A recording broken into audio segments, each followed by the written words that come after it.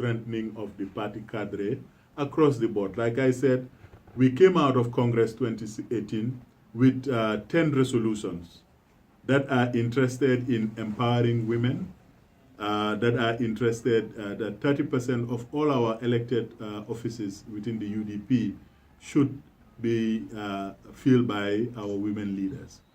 We want serious youth empowerment.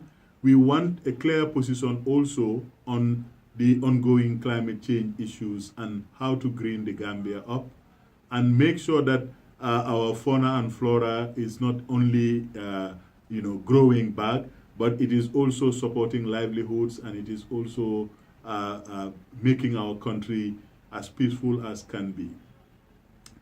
Lastly, also, we are saying that if you look at the Gambian economy, it is time that we empower Gambian entrepreneurships. It is time that we empower Gambian businesses, because our economy continues to be in the grip of non-Gambians. We are not averse to anybody coming here to seek their fortune, but it is time that Gambians, especially the young people in this country, have meaningful work when they get out of school and they have the right skill sets to compete in the 21st century. So we have a series of resolutions coming out of Congress, and we are in the process of operationalizing them. But immediately there has been an invitation in Basse. There would be a rally on Saturday to commemorate, what is it called, the April 14 and 16 incidents that happened. Thereafter, with the coming... People say the rallies are rally weekend, every weekend rally. Well, it's not the case every weekend rally. Last 2 weekends, we did not have a rally. We had the solo Sandeng. But, I mean... Huh? No, I mean... But look at it. I mean, the other meeting in this place, Jara Summer, we were laying foundation on our own bureau there. I mean, this is just to go and make the point, because in Basse also we are trying to strengthen our party cadres, and they were very happy about the. I mean, they are not happy. They are in solidarity with what happened in April 14 and 16.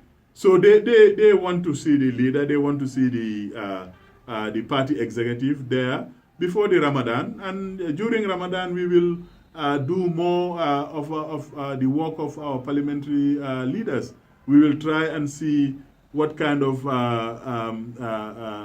private members' bills can be introduced in furtherance of some of these objectives that I've just talked about, especially in terms of youth, women, and Gambian empowerment in businesses. These are things that I think there is a general consensus that it should happen and it should be written in the book of laws. One important question I did ask is about UDP militants that are concerning social media, and a lot of people actually differ in ideology with UDP.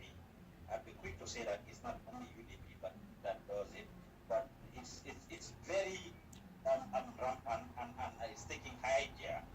Anybody who disagrees, for the most part, with UDP, you will have a lot of people who will attack them. And some people have argued that whether the UDP leadership has actually control of the voice to control their people, well, of course, okay, at least definitely or definitely will do this, will do that. What is the UDP leadership doing about this?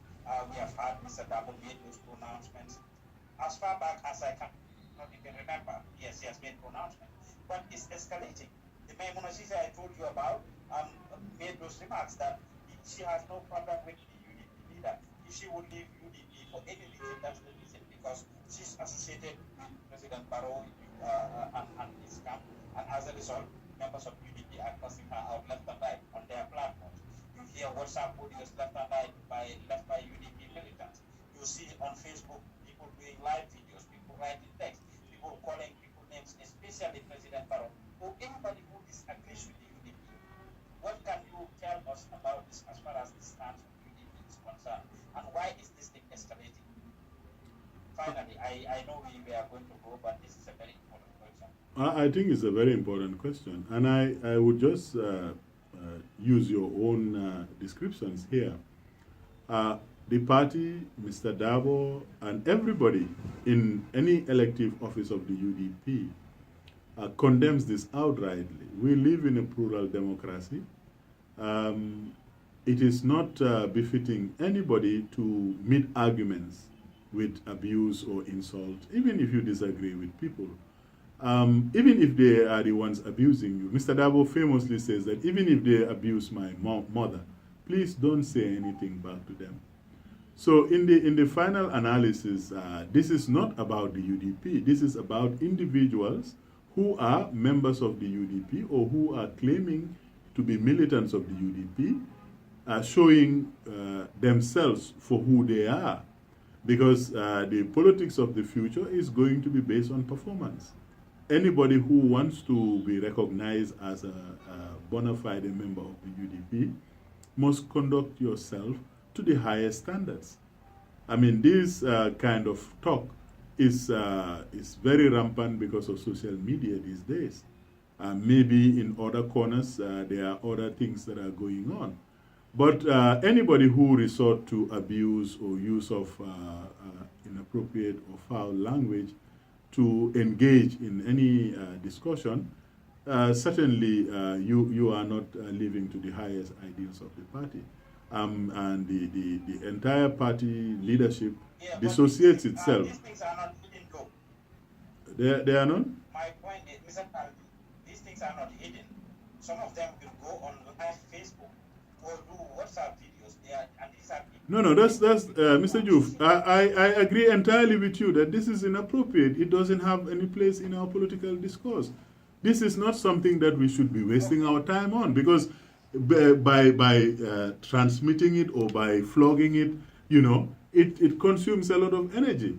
I mean, for once, I never even listen to those kind of things. As soon as I know that this is the kind of diatribe or nonsense somebody is saying, I just delete it.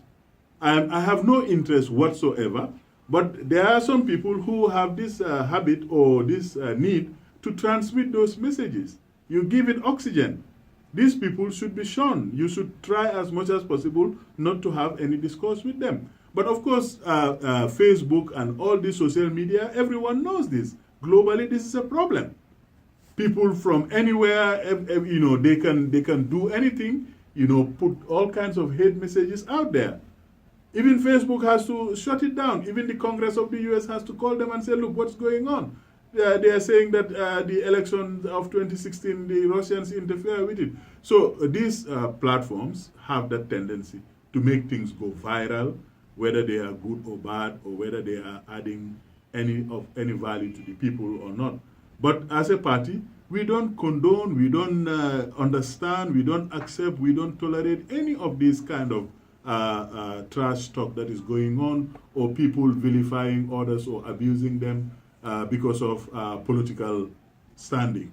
We don't accept that at all, and I think it's